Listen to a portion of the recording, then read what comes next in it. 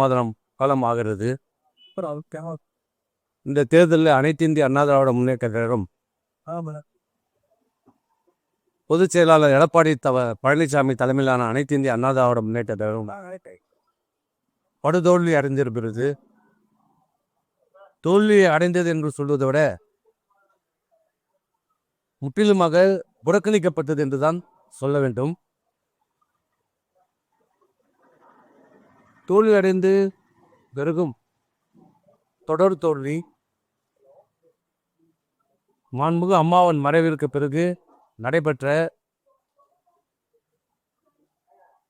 எடப்பாடி பழனிசாமி அவர்கள் முதலமைச்சராக பொறுப்பேற்று அதன் பிறகு ஒருங்கிணைப்பாளர், இணை ஒருங்கிணைப்பாளர், பிறகு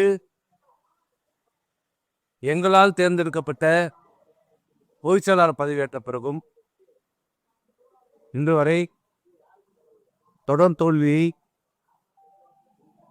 சந்தித்துக் கொண்டிருக்கிறது.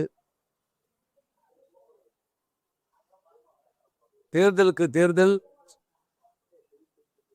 கழகத்துடைய வாக்கு சதவீதம் குறைந்து கொண்டே வருகிறது. மக்களுடைய நன்மதிப்பை இழந்து கொண்டே வருகிறது.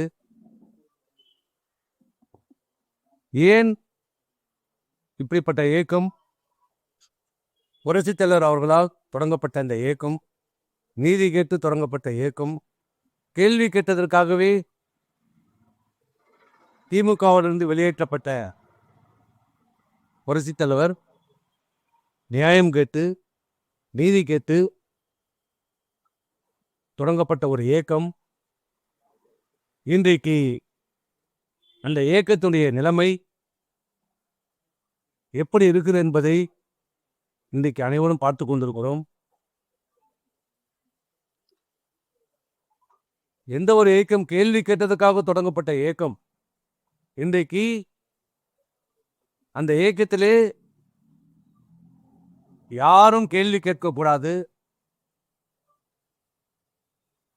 பேசக்கூடாது, கருத்து சொல்லக்கூடாது என்று ஒரு சர்வாதிகார போக்கிலே இந்த இயக்கம் நடைபெற்ற காரணத்தால் யாருடைய ஆலோசனையோ யாருடைய கருத்தையோ நான் கேட்க மாட்டேன், ஏற்றுக்கொள்ள மாட்டேன். என் குடும்பத்தாருடைய கருத்தை மட்டும் கேட்பேன். பணம் யார் கொடுப்பார்களோ, பணம் யார் பெற்று தருவார்களோ அவருடைய கருத்தை மட்டும்தான் கேட்பேன் என்று செயல்பட்ட காரணத்தால் இன்றைக்கு மிகப்பெரிய ஒரு இழப்பை அனைத்து இந்திய அண்ணா திராவிட முன்னேற்ற கழகம் நினைத்து பார்த்திருக்காத ஒரு நிலைமையை இன்றைக்கு நாங்கள் சந்தித்து கொண்டிருக்கிறோம். இத்தனை தோல்விக்கு பிறகும் இன்னும் அனைவரும் உணர்ந்து விட்டார்கள். அனைத்து இந்திய அண்ணா திராவிட முன்னேற்ற கழகத்தில் இருக்கிற தலைமை கழகத்திலிருந்து கீழே இருக்கிற அடிப்படை தொண்டன் வரை ஏன் தோல்வி அடைந்தோம், எதற்காக தோல்வி அடைந்தோம், என்ன காரணம் என்பதை தெரிந்து கொண்டிருக்கிறார்கள். ஒருத்தரை தவிர அந்த ஒருத்தர் தான் இந்த இயக்கத்தை வழிநடத்தக்கூடிய கழகத்துடைய பொதுச் செயலாளர் எடப்பாடி பழனிசாமி. ஒரு இயக்கத்திற்கு நம்பிக்கை கொடுக்கக்கூடியவர் யார்? அந்த கட்சியினுடைய தலைமை. அந்த தலைமை தான் அந்த இயக்கத்தை வழிநடத்த வேண்டும். தொண்டர்களுக்கும் மக்கள் மத்தியிலும் நம்பிக்கை ஏற்படுத்தப்பட வேண்டும். ஆனால் அதற்கு மாறாக இன்றைக்கு இந்த இயக்கம் தவறான வழியிலே என்ன நோக்கத்திற்காக, என்ன சிந்தனைக்காக, எந்த எண்ணத்திற்காக இந்த இயக்கம் தொடங்கப்பட்டது? திராவிட முன்னேற்ற கழகம் திருந்து நீக்கப்பட்ட எம்ஜிஆர், அந்த திராவிட முன்னேற்ற கழகம் அதனுடைய தலைவர் தீய சக்தி ஒழிக்கப்பட வேண்டும் என்று தொடங்கப்பட்ட இயக்கம்தான் இந்த அனைத்து இந்திய அண்ணா திராவிட முன்னேற்ற கழகத்துடைய இயக்கம். ஒவ்வொரு தொண்டனுடைய ரத்தத்திலும் திமுகவினுடைய எதிர்ப்பு ஊட்டி ஊட்டி வளர்க்கப்பட்ட இயக்கம் இந்த அனைத்து இந்திய அண்ணா திராவிட முன்னேற்ற கழகம் தொண்டர்கள். அப்படிப்பட்ட அனைத்து இந்திய அண்ணா திராவிட முன்னேற்ற கழகத்தை திமுகவோடு இணைந்து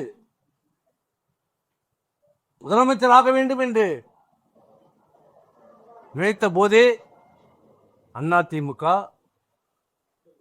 தன்னுடைய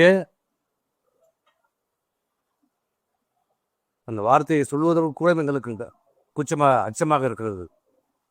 இன்றைக்கு தன்னுடைய சுய நிலையை இழந்திருக்கிறது. இன்றைக்கு அதிமுகவில் இருந்து நிர்வாகிகள், தொண்டர்கள் கொத்து கொத்தாக விலகி கொண்டிருக்கிறார்கள். சீட்டு கட்டு போல் இன்றைக்கு அதிமுக சரிந்து கொண்டிருக்கிறது. ஆனால் இது எதையுமே தெரியாததை போல, பூனை கண்ணை மூடிக்கொண்டால் இருண்டு விட்டது என்றது போல இன்றைக்கு சிலர் செயல்பட்டு கொண்டிருக்கிறார்கள். இந்த கட்சிக்காக உழைத்தவர்கள் 50 ஆண்டு காலம் பாடுபட்டார்கள். தங்களுடைய உழைப்பு, ரத்தம், பணம், குடும்பத்தை பார்க்காமல் செலவு செய்தவர்கள் கோடிக்கணக்கான பேர். இன்னைக்கு அப்படிப்பட்ட உழைத்தவர்கள் இந்த இயக்கத்தை விட்டு செல்கிறார்கள் என்றால் அவருடைய மனவேதனை என்ன? ஆனால் அவர்களை பார்த்து சாதாரணமாக சொல்லுகிறார் துரோகி என்று. சாதாரணமாக சொல்லுகிறார் துரோகி என்று. எம்ஜிஆரை கூட தான் துரோகி என்று சொன்னார்கள். எம்ஜிஆர் துரோகியா? திமுக விட்டு நீக்கும் போது என்ன சொன்னார்கள்? எம்ஜிஆர் ஒரு துரோகி என்றார்கள். அப்ப எம்ஜிஆர் துரோகியா? அந்த இயக்கத்திற்காக, திமுக எவ்வளவு பாடுபட்டார். திமுக வெற்றி பெறுவதற்கு காரணமே எம்ஜிஆர். அண்ணாதுரை முதலமைச்சர் ஆவதற்கு காரணமே எம்ஜிஆர். கருணாநிதி முதலமைச்சர் ஆவதற்கு காரணமே எம்ஜிஆர். அப்படிப்பட்ட எம்ஜிஆரே துரோகி என்று சொன்னவர்கள். அதனால எம்ஜிஆர் துரோகி ஆயிடுவாரா? இன்னும் தங்களுடைய தவறை உணராமல், தங்களுடைய செயல்பாட்டினுடைய குறைகளை உணராமல் மற்றவர்களை குறை சொல்லிக் கொண்டு தொடர் தோல்வி. இது தோல்வி அல்ல. அதிமுக மக்கள் மத்தியிலே புறக்கணிக்கப்பட்டு இருக்கிறது. சொல்லுகிறார் 47 தொகுதியிலே வெற்றி என்று சொல்லுகிறார். வாய் கூசாம சொல்லுகிறாங்க. எப்படி வெற்றி? அந்த 31 தொகுதி, 47 தொகுதியில் 31 தொகுதி பாட்டாளி மக்கள் கட்சி போட்ட பிச்சை. பாட்டாளி மக்கள் கட்சி கூட்டணி இல்லை என்றால் இங்க வட மாவட்டத்திலே அரியலூர், கடலூர், விழுப்புரம், கள்ளக்குறிச்சி, திருவண்ணாமலை, வெள்ளூர், தர்மபுரி, ஏன் சேலத்துல இவரே தப்பி தவறிதான் தட்டு தடுமாறிதான் ஜெயிச்சிருப்பார். மீதி 6 தொகுதி ஜெயிச்சிருக்காரு. அதிமுக ஒரு 7-8 தொகுதியில் ஜெயிச்சிருக்கோம். இதுதான் நிதர்சனமான உண்மை. உண்மையை ஒற்றுக்கொள்ள வேண்டும். சுய பரிசோதனை செய்து கொள்ள வேண்டும். அப்போதுதான் இந்த அனைத்து இந்திய அண்ணா திராவிட முன்னேற்ற கழகத்தை நம்பி இருக்கிற தொண்டர்களை காப்பாற்ற முடியும். இந்த இயக்கத்தை இன்னும் நம்பி இருக்கிற மக்கள் அதிமுக இருக்க வேண்டும், மக்களுக்காக உழைக்க வேண்டும், சிறந்த எதிர்க்கட்சியாக செயல்பட வேண்டும் என்று இன்னும் நம்பிக்கொண்டிருக்கிறார்கள். அப்படிப்பட்ட மக்களுக்கும் தொண்டர்களுக்கும் இப்போதாவது காலம் கடந்த பிறகாவது தங்களுடைய தவறுகளை உணர்ந்து திட்டமிடாமலையோ நடந்த தவறுகளை சரி செய்வதை செய்யப்பட வேண்டும். இந்த 2 வாரமாக சொன்னார்கள் மீண்டும் எல்லாரும் இணைந்து செயல்படலாம் என்று. ஆனால் எந்த நடவடிக்கையும் இல்லை. இன்றைக்கு என்ன நடந்து கொண்டு இருக்கிறது? தினந்தோறும் அதிமுகவுடைய நிர்வாகிகள், இந்த கட்சிக்காக உழைத்தவர்கள் இந்த இயக்கத்தை விட்டு போய்கொண்டிருக்கிறார். காரணம் என்ன காரணம்? என்ன குறை சொல்கிறார்கள்? தலைமை மீது. தலைமை அனுசரித்து போகவில்லை. தலைமை தன் தவறை திருத்திக் கொள்ள மறுக்கிறது. யாருடைய கருத்தையும் கேட்க தயாராக இல்லை. தன்னை சுற்றி ஒரு வேலியை போட்டுக் கொண்டிருக்கிறார். அதிலே ஒரு 4-5 ஜால்ராக்களை வைத்துக் கொண்டிருக்கிறார். அவர் சொல்வதற்கெல்லாம் ஆமாம் சாமி போடுகிறவர்களை வைத்துக் கொண்டு இருக்கிறார். இந்த இயக்கம் அனைத்து இந்திய அண்ணா திராவிட முன்னேற்ற கழகம் என்பது சாதாரண தொண்டன் முதலமைச்சராக வரலாம், அமைச்சராக வரலாம், சட்டமன்ற உறுப்பினராக வரலாம், நாடாளுமன்ற உறுப்பினராக வரலாம். இதுதான் அதிமுகவுடைய சிறப்பு அம்சம். அதனால்தான் இந்த அண்ணா திராவிட முன்னேற்ற கழகத்திற்கு தங்களை இணைத்துக் கொண்டார்கள். லட்சக்கணக்கான இளைஞர்களும் பல பேர் இந்த இயக்கத்தில் இணைத்துக் கொண்டு உழைத்து வந்திருக்கிறார்கள். சாதாரண தொண்டர் சட்டமன்ற உறுப்பினர், நாடாளுமன்ற உறுப்பினராக வந்திருக்கிறார்கள். அதிமுக என்பது ஒரு குடும்ப கட்சி அல்ல, இது தொண்டர்கள் கட்சி என்ற நிலையால் ஏற்படுத்தப்பட்டது. மாண்புமிகு புரட்சித் தலைவர் அவர்களாலும் மாண்புமிகு அம்மா அவர்களாலும் ஏற்படுத்தப்பட்டது. ஆனால் இன்னைக்கு என்ன நிலைமை? அதிமுக ஒரு குடும்பத்தின் பிடிக்குள் சென்று கொண்டிருக்கிறது. குட்டியை விட்டு ஆழம் பார்ப்பது போல இன்னைக்கு சோசியல் மீடியாவில் ஒரு செய்திகளை பரவிட்டுக் கொண்டிருக்கிறார். நேற்று அவர் கூட்டம் நடத்தியதாகவும் அந்த கூட்டத்தில் எல்லாம் ஆரவாரமாக உங்கள் மகனை அரசியலுக்கு கொண்டு வாங்க, அதுல எந்த ஆட்சேபனையும் இல்லை. அதுக்கு எதுக்கு இந்த டிராமா? யார் வேண்டுமானாலும் அரசியலுக்கு வரலாம், உங்கள் பிள்ளை வர வேண்டாம் என்று சொல்லவில்லை. அவருக்கும் முழு உரிமை உண்டு. வரட்டும், நேரடியாக வரட்டும், அரசியலுக்கு வரட்டும், பணியாற்றட்டும், சேவை செய்யட்டும், வளரட்டும். அதில் யாரும் எந்த மாற்று கருத்து பல்ல. ஆனால் இப்படிப்பட்ட ஏன் நாடகம் டிராமாவை ஏற்படுத்திக் கொண்டிருக்கிறார்கள். இந்த இயக்கம் இன்றைக்கு ஒரு தோல்விக்கு காரணம் பணம், பதவி, வெறி. ஆகவே இது எல்லாம் உணர்ந்து கொள்ள வேண்டும். இப்போதும் சொல்லுகிறோம் பொதுச் செயலாளரும், நீங்கள் தான் பொதுச் செயலாளர். குறைகள் இருக்கலாம், எங்கள் பக்கத்திலும் குறைகள் இருக்கலாம். குறை நிறை இல்லாத மனிதர்களே கிடையாது. ஆனால் ஒரு தலைமை பொறுப்புக்கு வந்தவர் என்ன செய்ய வேண்டும்? எல்லோரும் அரவணைத்து செல்ல வேண்டும், குறைகளை சுட்டிக்காட்ட வேண்டும். ஆனால் அதற்கு நேர்மாறாக போகிறவர்கள் போகட்டும், யார் வேண்டுமானாலும் போகட்டும், போக வேண்டும் என்ற சூழ்நிலையை உருவாக்கப்படுகிறது. இப்படிப்பட்ட நிலைமையை போக்கப்பட வேண்டும், தவிர்க்கப்பட வேண்டும். மீண்டும் அனைத்து இந்திய அண்ணா திராவிட முன்னேற்ற கழகம் வலிமையான ஒரு இயக்கமாக உருவாக்கப்பட வேண்டும். மக்கள் மத்தியிலே நம்பிக்கையை உருவாக்க வேண்டும். கட்சியினுடைய தொண்டர்கள் மத்தியிலே ஒரு நம்பிக்கையை உருவாக்க வேண்டும். அதற்கு நீங்கள் எல்லாரையும் அரவணைத்து செல்லுங்கள். நாங்கள் அன்னைக்கே சொன்னதுதான், தோல்விக்கான காரணத்தை ஆராயுங்கள். இதுவரை இல்லை. 2024 நாடாளுமன்றத்தில் சொன்னோம், அப்போதும் நீங்கள் செவிசாய்க்கவில்லை. இப்போதாவது சொல்கிறோம், கூட்டத்தை கூட்டுங்கள், பொதுக்குழுவை கூட்டுங்கள், உங்கள் விருப்பப்படியே ஒரு தேதியில கூட்டுங்கள்.